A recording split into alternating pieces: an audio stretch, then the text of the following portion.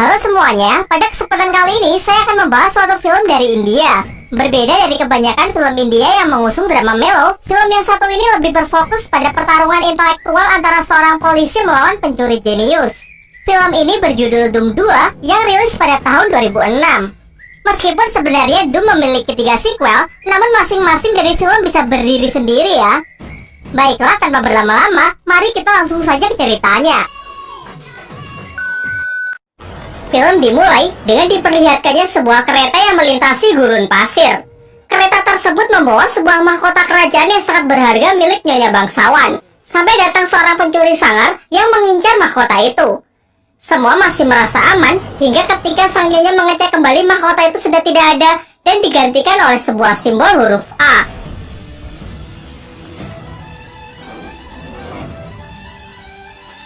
Setelah itu dengan mudahnya ia meninggalkan tempat itu tanpa bisa dilacak oleh siapapun. Adegan berganti di sebuah danau yang terlihat sekelompok mafia sedang menunggu barangnya. Kemudian datanglah seorang pria bernama Ali yang membawa barang pesanan mereka. Transaksi berjalan mulus sampai akhirnya secara tidak sengaja Ali menjatuhkan tanda pengenalnya. Di sana pun terungkap bahwa Ali ternyata adalah anggota polisi yang sedang berusaha menangkap para mafia ini. Ketika Ali sudah terpojok, datanglah rekan polisinya dari dalam air yang bernama Jay. Bekerja samalah mereka untuk meringkus para mafia itu. Berbeda dari Ali yang kocak dan ceroboh, Jay ini adalah sosok polisi cerdas yang sangat profesional. Akan tetapi kalau di rumah, ia adalah tipe suami-suami yang takut istri. Ia menjadi pelayan istrinya yang tengah hamil tua. Di sisi lain, terlihat seorang wanita yang tengah serius melatih keahlian menembaknya. Ialah seorang polwan yang bernama Sunil. Karena perawakannya yang sangat mantap, ia sering membuat orang-orang di sekelilingnya jadi salfok. Ali yang baru pertama kali melihatnya, awalnya mengira Sunil ini adalah seorang tahanan karena berada di ruang interogasi. Namun keributan mereka terhenti setelah kedatangan Jay yang ternyata adalah sahabat Sunil ketika masih sekolah.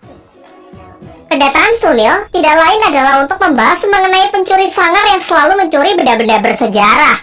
Menurutnya, pencuri ini sangat cerdas karena dalam setiap aksinya sama sekali tidak bisa dilacak. Namun di TKP, ia selalu meninggalkan sebuah simbol huruf A yang membuatnya dipanggil sebagai Mr. A atau Mr. A. Ya, karena bahasa Indonesia lebih baik Mr. A ya. Kembali ke cerita, pada presentasinya, Sunil menjelaskan bahwa sama sekali tidak ada jejak dari Mr. A. Namun Jay menyela karena ia berhasil menemukan jejak. Yaitu dalam setiap aksinya, Mr. A selalu memilih kombinasi tanggal yang berpola. Dari rumus pola itulah, Jay dapat menentukan secara tepat kapan pencurian itu akan dilakukan kembali. Bahkan kerennya lagi, Jay bisa menemukan pola geometri dalam setiap tempat yang menjadi incaran Mr. A. Yaitu Mr. A ingin membuat jejak huruf A pada peta. Jika asumsinya ini benar, maka menurut Jay tempat yang akan menjadi incaran selanjutnya adalah kota Mumbai. Akan tetapi di Mumbai terdapat 2 museum yang menyimpan benda berharga, menjadi PR yang sangat berat bagi mereka museum mana yang akan dipilih Mr. A. Di sisi lain, ternyata Mr. A sudah berada di Mumbai yang tengah melakukan pengamatan tempat untuk aksi pencuriannya selanjutnya. Ia ini memanglah orang yang sangat jenius, terlebih lagi ia melakukan semuanya sendirian, bahkan sampai membuat peralatan-peralatan ala Tony Stark. Dan dari sinilah akhirnya pertarungan mereka pun dimulai. Singkat cerita, hari pencurian pun telah tiba. Jay memutuskan membagi kelompoknya untuk mengawasi 2 tempat berbeda yang akan menjadi lokasi pencurian dari Mr. A. Ia bersama Sunil standby di Museum Kalung Bersejarah, sementara Ali ditugaskan di museum satunya yang tersimpan sebuah berlian. Adegan berpindah ke Mr. A yang ternyata lebih memilih lokasi Ali untuk mencuri berlian. Ia menyamar menjadi salah satu patung dan menggunakan peralatan canggih untuk mengambil berlian dan menggantikannya dengan sebuah hologram.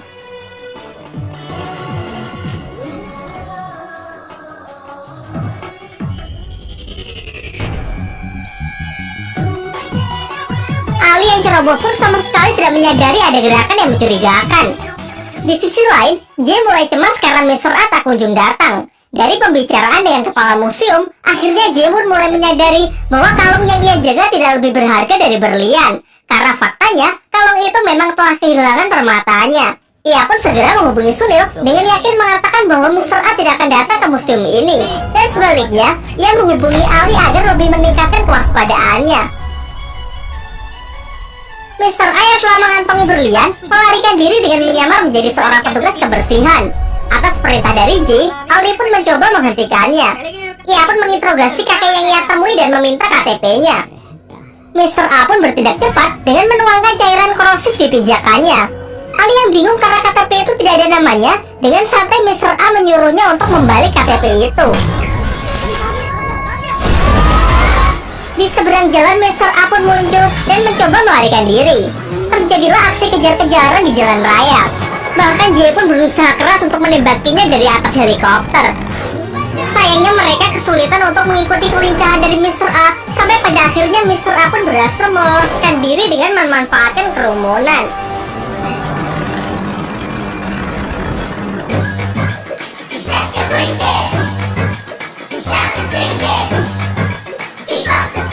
Setelah aksinya sukses, Mr. A pergi ke bandara berniat meninggalkan India. Namun ia terhenti setelah melihat berita di TV yang memberitakan tentang dirinya. Ada kabar yang mengatakan bahwa Mr. A secara terang-terangan mengumumkan akan melakukan pencurian kembali dengan mencuri sebuah pedang bersejarah dalam waktu 24 jam. Padahal ia sama sekali tidak melakukan hal itu. Dari sini dapat disimpulkan bahwa ada orang yang sengaja memanfaatkan namanya untuk melakukan tindakan kriminal. Lantas ia pun membatalkan penerbangannya dan kembali untuk memastikan berita itu. Di sisi lain pihak J juga tengah menyaksikan berita itu. Malam harinya, J yang penasaran membuat pengamanan yang sangat ketat di lokasi yang diberitakan. Dan benar saja, terdapat seseorang yang berusaha menyusup ke dalam museum itu. Namun ketika ia sudah sampai di depan barang yang hendak ia curi, ia dikagetkan dengan kemunculan Mr. A yang asli yang sudah menunggunya. Sebenarnya Mr. A yang palsu ini adalah seorang wanita yang bernama Sundari ya. Ketika Sundari hendak mengambil pedang itu, Mr. A mencegahnya. Kemudian ia menjelaskan bahwa ada sinar inframerah yang mengelilingi pedang itu. Jika itu sampai tersentuh, maka alarm akan berbunyi dan seluruh pasukan akan datang ke tempat ini.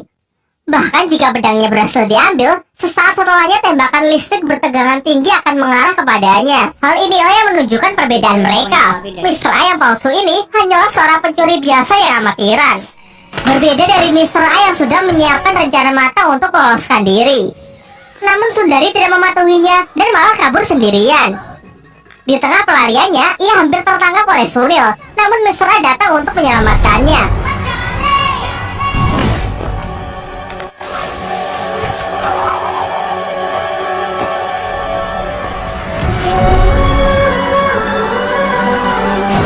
Akhirnya Sundari pun memperkenalkan dirinya.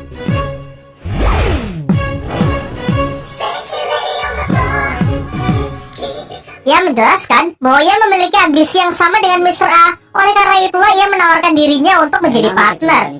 Namun Mr. A sama sekali tidak tertarik. Ia mengatakan bahwa dalam pekerjaan ini tidak ada orang yang bisa ia percaya. Ancaman pengkhianatanlah yang membayanginya.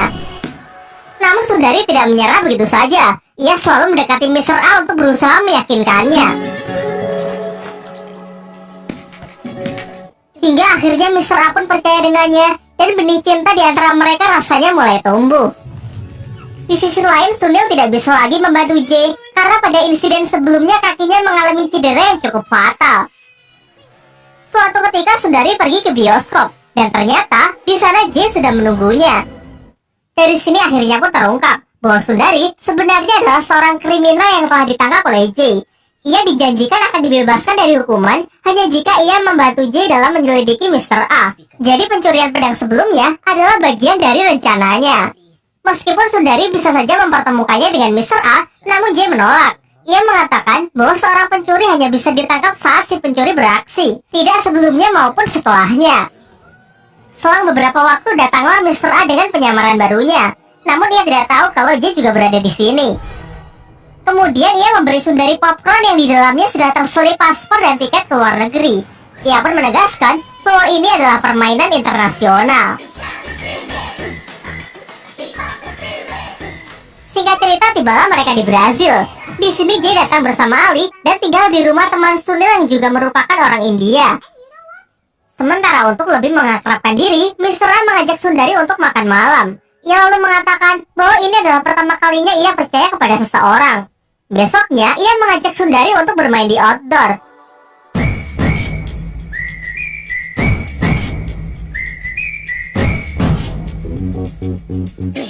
Karena ia sudah sepenuhnya percaya, Mr. A pun menunjukkan wajah aslinya tanpa penyamaran sedikit pun. Ia juga mengatakan nama aslinya, yaitu Aryan. Besoknya Sundari datang menemui J. Ia mengatakan sudah cukup dekat dengan Mr. A, bahkan mengetahui nama aslinya yaitu Aryan. Lalu Sundari menegaskan lagi apakah setelah J menangkap Aryan maka ia akan kembali dibebaskan. Namun jawaban J terlihat tidak meyakinkan dengan mengatakan akan ia pertimbangkan lagi. Dari sinilah Sundari mulai ragu apakah J bisa dipercaya. Next time Mr. A mengajak Sundari untuk datang ke lokasi pencurian selanjutnya yaitu sebuah museum. Besok di museum itu mereka akan mencuri sebuah benda bersejarah, yakni koin pertama yang dibuat oleh manusia. Meskipun terlihat usang, di pasar gelap benda itu bernilai sangat tinggi. Malam harinya, Sundari kembali menemui J untuk mengatakan rencana Mr. A. J lalu memberikan sebuah alat yang harus Sundari tekan ketika Mr. A besok tengah beraksi. Namun ternyata, diam-diam Mr. A membuntuti Sundari, sehingga kini ia pun tahu kalau Sundari adalah orang suruhan J. Setelah melepas semua penyamarannya, Mr. A datang menemui J. J yang merasakan aura si pencuri menyadari kalau pria ini adalah Mr. A. Namun tanpa ragu, ia malah mengatakan identitas aslinya, yaitu seorang polisi India bernama J. Dixit. Begitu pula dengan Mr. A yang mengatakan identitas aslinya. Terjadilah obrolan singkat di antara mereka, sampai mereka pun bertaruh siapakah yang akan menang besok. Setelah itu jangan lupa kalau ini film India, yang pasti ada adegan bernyanyi-nyanyi.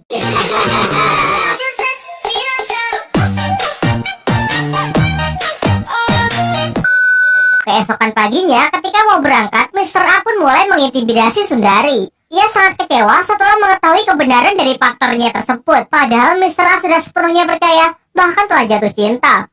Kemudian ia memberikan pistol kepada Sundari, lalu menyuruhnya untuk menembak dirinya. Menurutnya, orang yang pantas membunuhnya bukannya J, tapi orang yang ia cintai. Namun sebaliknya, Sundari pun menyesal dan berniat membunuh dirinya sendiri. Namun ternyata pistol itu kosong, dan ini hanyalah tes yang sengaja Mr. A lakukan untuk mengetes Sundari.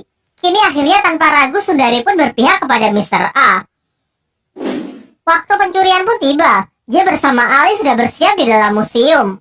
Untuk menciptakan kepanikan, Mr. A menyebarkan puluhan serangga di tempat itu. Sontak keadaan pun menjadi panik dan semua orang pun berlarian ke sana kemari. Kepanikan inilah yang dimanfaatkan Mr. A untuk mencuri kemudian melarikan diri.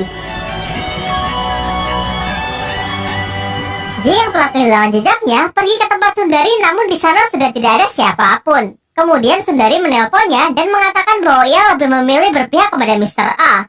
Setelah mengetahui hal itu, J pun langsung melacaknya untuk melakukan pengejaran.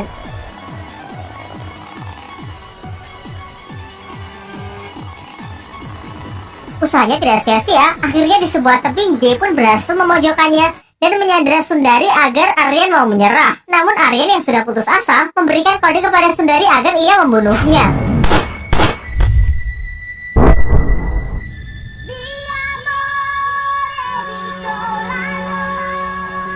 Setelah insiden itu J tidak menangkap Sundari. Ia malah membebaskannya dengan mengatakan bahwa hukuman yang terberat adalah membiarkan Sundari tetap hidup. Dan film pun belum tamat. 6 bulan kemudian, terlihat Sundari menjadi pelayan di suatu bar bersama Mr. A yang terlihat sehat walafiat. Ternyata memalsukan kematian adalah bagian dari rencananya. Namun sekarang ia sudah meninggalkan kehidupannya sebelumnya dan memulai hidup baru bersama Sundari di Brazil. Di luar dugaan, ternyata J datang ke tempat mereka. Ia mengatakan sebenarnya ia sudah menyadari rencana Mr. A. Tujuan ia membebaskan Sundari tidak lain adalah agar bisa membawanya kembali ke Mr. A. Namun kemudian J mengatakan hasratnya untuk menangkap Mr. A sudah hilang karena Mr. A sudah tidak mencuri lagi. Ia pun membebaskan mereka dan bersiap kembali ke India. Tamat.